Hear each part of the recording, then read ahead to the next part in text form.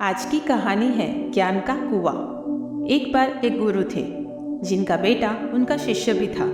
कुछ समय बाद एक नया शिष्य शामिल हो गया। दूसरे शिष्य ने कम समय में पहले शिष्य से बहुत अधिक सीख लिया। पहले शिष्य का उस पर ध्यान गया और उसे उपेक्षित महसूस हुआ। अगले दिन पहला शिष्य अपने गुरु पिता के पास गया और बोला, मैं उस लड़के के आने के पहले से ही आपके साथ पढ़ रहा हूँ, पर फिर भी आपने उसे मुझसे ज्यादा पढ़ाया है, ऐसा क्यों? गुरु कुछ देर चुप रहे और बोले, पहले एक बात सुनो और मेरे प्रश्न का उत्तर दो।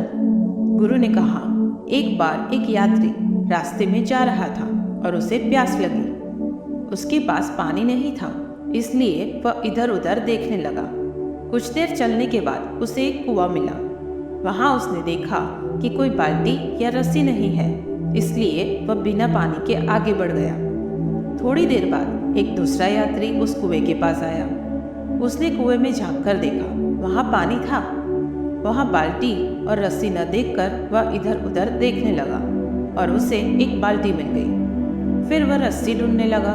कोई रस्सी न मिलने पर उसे पास में उगी हुई लंबी घास मिली और उसने उस घास को आपस में बांधकर रस्सी बनाना शुरू कर दिया। कुछ ही देर में लंबी रस्सी तैयार हो गई। उस रस्सी की सहायता से उसने उस कुएं से पानी निकाला और अपनी प्यास बुझाई और चला गया। फिर गुरु ने अपने शिष्य बेटे से पूछा, अब बताओ तुम्हारे अनुसार कौन सा यात्री अधिक प्यासा था?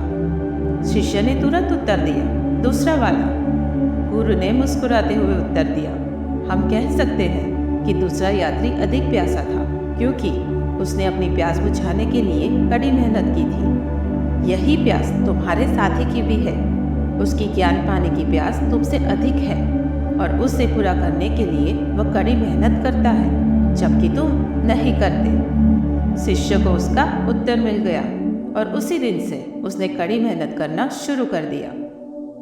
दोस्तों, हम सबको ज्ञान प्राप्त करने का मौका निरंतर मिलता है, बस हमें उस पर ध्यान देने की और उसके लिए कड़ी मेहनत करने की जरूरत होती है।